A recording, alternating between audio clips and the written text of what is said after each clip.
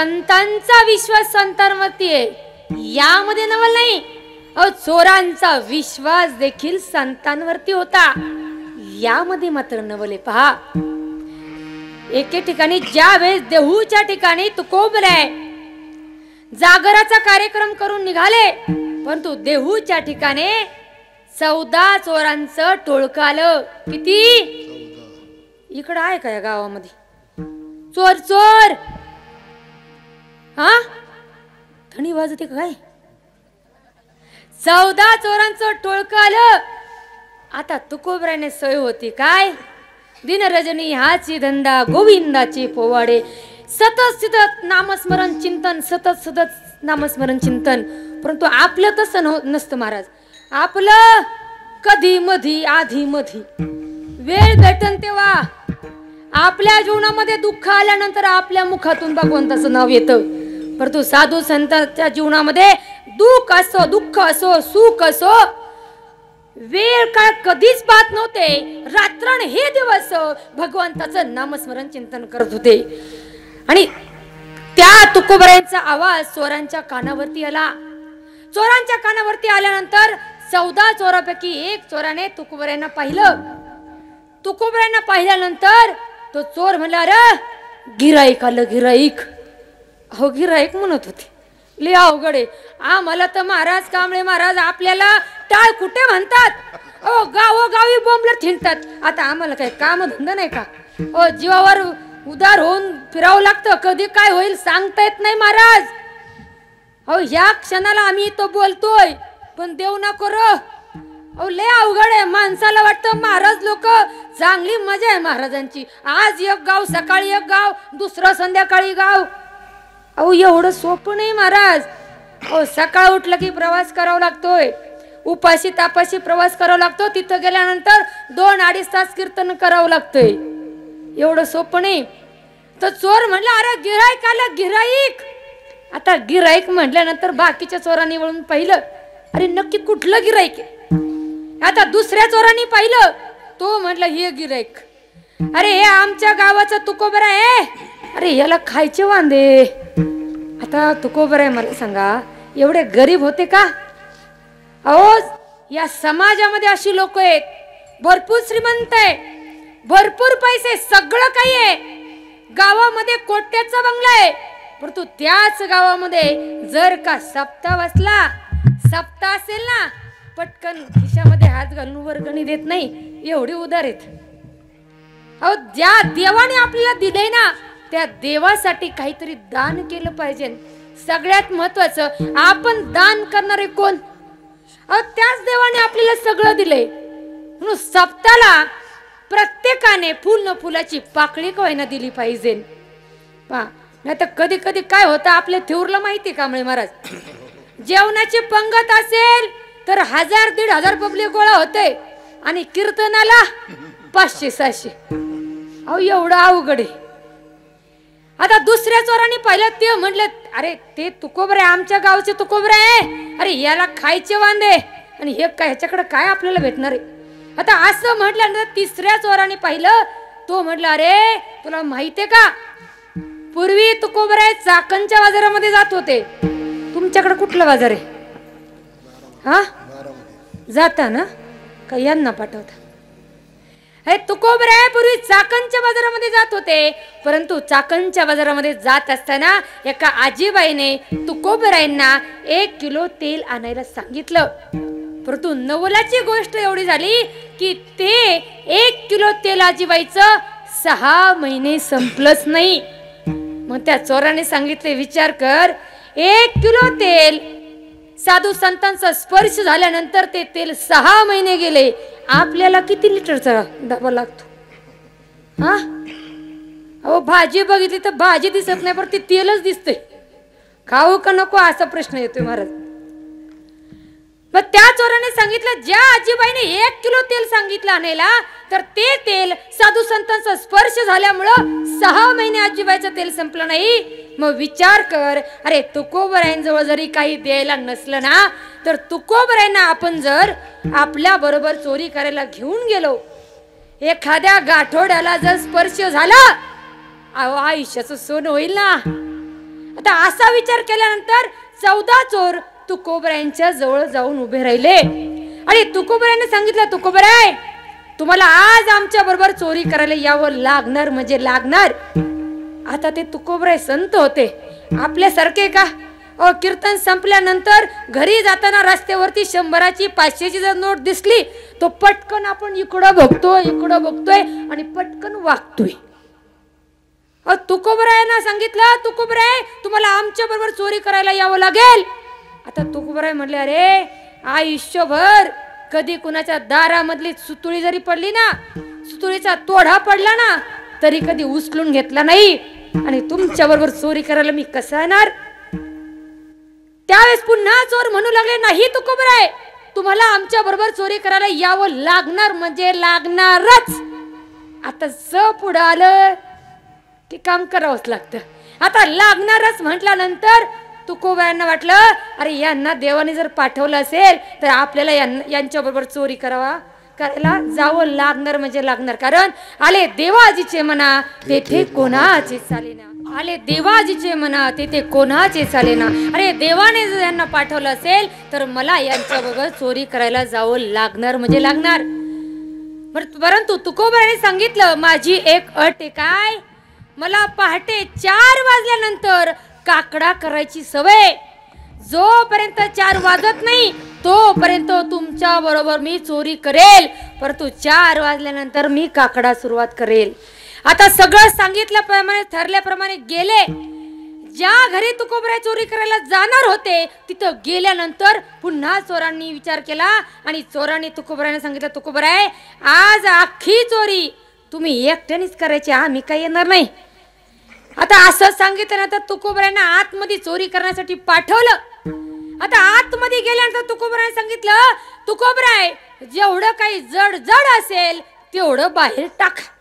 आता जड म्हटल्यानंतर माता माऊली घे पाटा महाराज टाक बाहेर अंगास, परत घे पाटा टाक बाहेर, घे वरुटा टाक बाहेर. हो असं करता 3 वाजले. आता चोरांचं असं केल्यानंतर काय अवस्था झालं महाराज? काहींची बोट फ्रॅक्चर झाली, काहींचं गुडघा कामातून गेलं. आता चोराने सांगितलं, तुकोबराय आता जड काय बाहेर टाकू नका. मग काय? थोडं हलकं. आता हलकं म्हटल्यानंतर ज्या घरी चोर चोरी करायला गेले होते ते घर कोणाचं होतं? कापसाच्या व्यापाराचं होतं. आता हलकं म्हटल्यानंतर तुम्ही पण हलकं नाही वाजायचं, हलकं म्हटलं तरी. आता हलकं म्हटल्यानंतर घे गादी टाक बाहेर, जोरात वाजवलं तरी चालते महाराज. घे गादी टाक बाहेर, घे उशी टाक बाहेर. असं करता 4:15 झाले महाराज. 4:15 झाले तरी काही चोरी करता आली नाही. ते चोर म्हटले, पुढं तुकोबरायांच्या नादी लागलो. आपण एक काम करू, आपण सगळे आतमध्ये जाऊ. आता सगळे आतमध्ये जाऊ म्हटल्यानंतर आतमध्ये चोरांनी जायला आणि 4 वाजायला. आता जसं 4 वाजले भिंतीवरती अडकून ठेवलेला विना तुकोबरायांनी घेतला महाराज आणि काकडा सुरुवात केली. उठा जागे भारे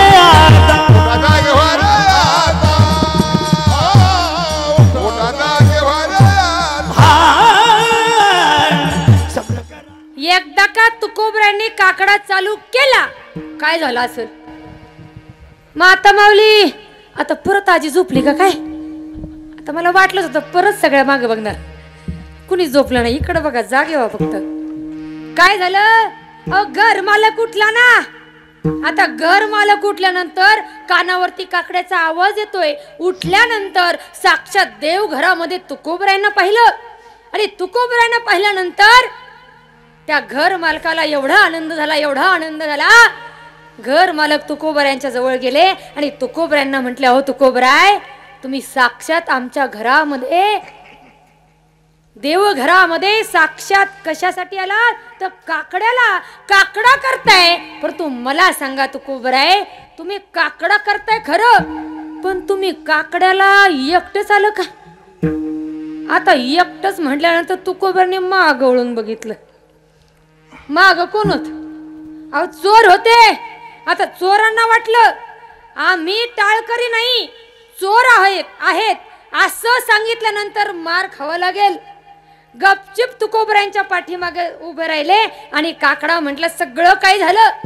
सकाळ झाली आणि घर मालकांनी सांगितलं तुकोबराय तुम्ही आता एवढा काकडा केला, आता तुम्ही एकादश सोडल्याशिवाय जायचं नाही. आता एकादशी सोडल्याशिवाय जायचं नाही म्हटल्यानंतर पंचपक्वान्नाचं जेवण केलं. जेवण काय साधं सोपं नव्हतं महाराज. वांग्याची भाजी आणि बटाट्याची भाजी असं नव्हतं. हो 12 प्रकारचे गुलाबजाम, किती वा वा. ओ 12 प्रकारचं वरण, 12 प्रकारचे भात, 12 प्रकारचं पापड, 12 प्रकारचं लोणचं आणि तोंडाला काय पाणी सुटून द्यायचं अजिबात नाही महाराज. एवढं पंचपक्वान्नाचं जेवण बनवलं. जेवण झालं, सगळं काय उरकलं आणि शाल श्रीफळ आणि वरती 11 रुपये बक्षीस म्हणून देण्यात आलं. पहा त्या चोरांना वाटलं अरे इतक्या दिवस झालं, एवढं वर्ष झालं चोरी करतोय, परंतु 1 रुपयाची चोरी आपल्याला नीट करता आली नाही. या तुकोबरायांच्या पुढं नादी लागलो. तो पंचपक्वान्नाचं जेवण काय कोणाच्या पण नादी लागायचं नाही. पंचपक्वान्नाचं जेवण काय, शाल श्रीफळ काय, 11 रुपये बक्षीस काय. एवढं सोपं कशामुळे झालं महाराज. फक्त साधू संतांची संगत केल्यामुळं. एवढं साधू संतांच्या संगतीचं विशेष महत्व. अरे तेच 14 चोर पुढे तुकोबरायांचे 14 टाळकरी झाले. म्हणून जीवनामध्ये सगळ्यात महत्वाचं काय, तुमची संगत. संत संगतीने भेटत दिसायला, संत संगतीने धरला पिसाला, संगतीचे धरला बजाला, संग संगतीचे धरला बजाला. संत संगती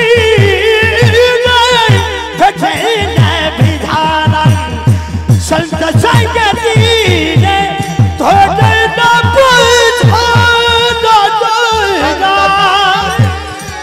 संतांची संगत एवढी महत्वाची आहे कारण आपले आई वडील जोपर्यंत जिवंत आहेत तोपर्यंत आपण कशा पद्धतीने जगावं हे मार्गदर्शन आपले आई वडील आपल्याला करत असतात. पण तो आई वडील गेल्यानंतर ज्यांचं मार्गदर्शन आपल्याला भेटतं ते संत असतात. कारण संत जन्माला आल्यानंतर कशा पद्धतीने जगावं आणि कशा पद्धतीने मरावं हे मार्गदर्शन करणारे संत असतात. म्हणून जीवनामध्ये सगळ्यात महत्वाची संगत आहे. आणि संगत करायची असेल ना तर तुम्ही जर आमदाराची केली ना महाराज तर तुम्ही आमदारच होणार. आता आमदारकीचंच इलेक्शन चालू आहे, आता नको तिकडं परत यायला महाराज. तुमच्या संगतीवरती तुमचं आयुष्य घडतं आणि तुमच्या संगतीवरतीच आयुष्य बिघडत असतं. म्हणून प्रत्येक साधू संतांनी सांगितलं अरे जागे व्हा, आता तरी पुढे हाच. अरे किती वेळा सांगावं, तुम्ही कितीतरी वेळा ऐकलं तरी तुमच्या काही डोक्यात बसत. अहो विचार करा, नारळाला 2 डोळे आहेत पण तू नारळ त्या डोळ्यांनी पाहू शकतो का? नाही पाहू शकत. कपाला कान आहे परंतु कप ऐकू शकत नाही. टेबलाला पाय आहे परंतु टेबल कधी चालू शकत नाही. सुईला नाक आहे परंतु तरी सुद्धा त्या नाकाने तो वास घेऊ शकत नाही. बाटलीला तोंड आहे पण तरी सुद्धा बाटली कधी बोलू शकत नाही. परंतु माणसाचं तसं नाही महाराज. देवाने माणसाला चालायला पण पाय दिले, बोलायला तोंड दिलं, ऐकायला कान दिले, डोळे दिले, सगळं काही दिलं परंतु आपण काही ते ऐकलं नाही. अरे जसा जन्माला आला तो तसा वायाच गेला महाराज. म्हणून जाणून घ्या, हे जरी नाही कळलं मग दुसरा येईल. हे जरी नाही कळलं सरते शेवटी बा, कळ बांधून नेईल सरते शेवटी बा. काय सांगितलं? अरे तरी जागे व्हा. साधू संतांनी सांगितलं आता तरी जागे व्हा. उठा जागे व्हा रे आता आणि स्मरण करा आपण नरीनाथा. आणि हे जर नाही कळलं ना तर मग काय होईल, काळ आपल्याला एक ना एक दिवस बांधून नेणार म्हणजे नेणारच. असं कोणी ऐकलं का? असं कोणी आहे का इथं? महाराज तुम्ही सांगताय ते चुकीचं आहे. अहो मला काळ नेणार नाही का? कारण की माझा दूर दूर वरती वशिला. अहो आपला वशिला कुठपर्यंत? लय तर लय सरपंच, आमदार, खासदार, मंत्री आणि पंतप्रधान इथपर्यंतच ना. अहो पंतप्रधान सुद्धा स्वतःच आयुष्य वाढू शकत नाही. अहो जो स्वतःच आयुष्य वाढू शकत नाही तो आपलं कसं वाढवणार आहे महाराज? सगळे वशिले चालतात त्या या मृत्यू लोकांमध्ये चालतात. स्वर्गामध्ये गेल्यानंतर कुठल्याच प्रकारचा वशिला चालत नाही. काही काहींना वाटतं महाराज इथं जे काय करेल ते पुढच्या जन्मामध्ये भोगावं लागेल. अहो पुढचा जन्म नाही काही नाही. अहो आताच इथंच करायचं आणि इथंच फेडायचे महाराज.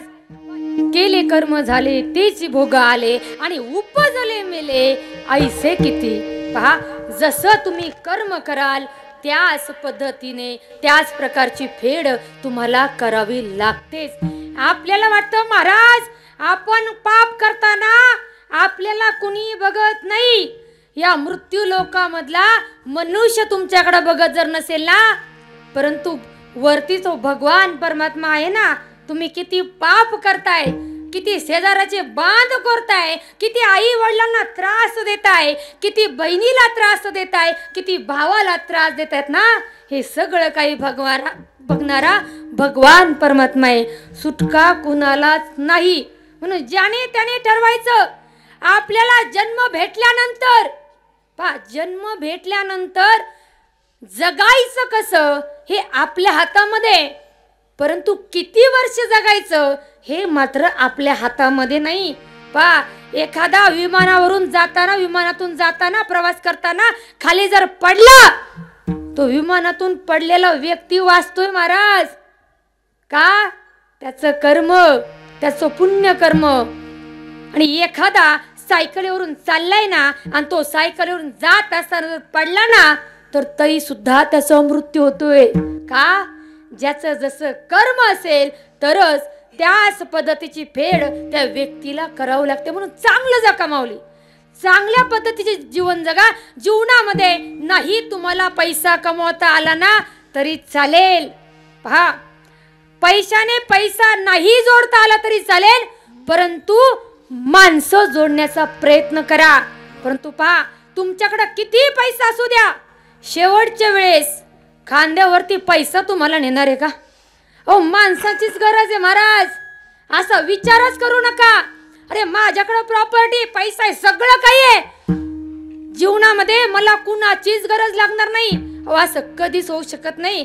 अहो राजाचा आणि रावणाचा गर्व कडेला गेला नाही, अहंकार कडेला गेला नाही. आणि तुम्ही आम्ही 1 BHK फार तर फार 2 BHK. अहो आपल्या 2 BHK कुठं, रावणाची सोन्याची लंका कुठं. चांगलं जगा महाराज. हा देह आपल्याला भेटलाय, परत माणसाचाच देह भेटेल याची काही गॅरंटी नाही ना महाराज. परंतु पहा हा देह जो भेटलेला आहे, आपलं आयुष्य म्हणजे एक रांगोळी महाराज. रांगोळी पुस्तकामध्ये पहा टिपक्याची रांगोळी काढली जाते. पुस्तकामध्ये पाहून आपण तेवढे टिपके काढतो, पुस्तकातली पाहून रांगोळी काढतो. परंतु पुस्तकातली पाहून रांगोळी काढणं हे सोपं आहे. आपण पुस्तकातलं पाहून सगळी रांगोळी काढतो, परंतु त्या रांगोळीमध्ये रंग कसे भरायचे ते मात्र आपल्या हातामध्ये. अगदी त्याच पद्धतीने आपल्याला आयुष्य किती वर्षाचं भेटेल, किती वर्षाचं आयुष्य भेटेल किंवा किती वर्ष आपण जगणार आहे, आपल्याला जगवायचंय हे मात्र भगवान परमात्म्याच्या हातामध्ये आहे. परंतु भेटलेल्या आयुष्यामध्ये किती माणुसकीने माणसं जोडायची, किती प्रेमाने माणसं जोडायची हे मात्र आपल्या हातामध्ये. विठ्ठल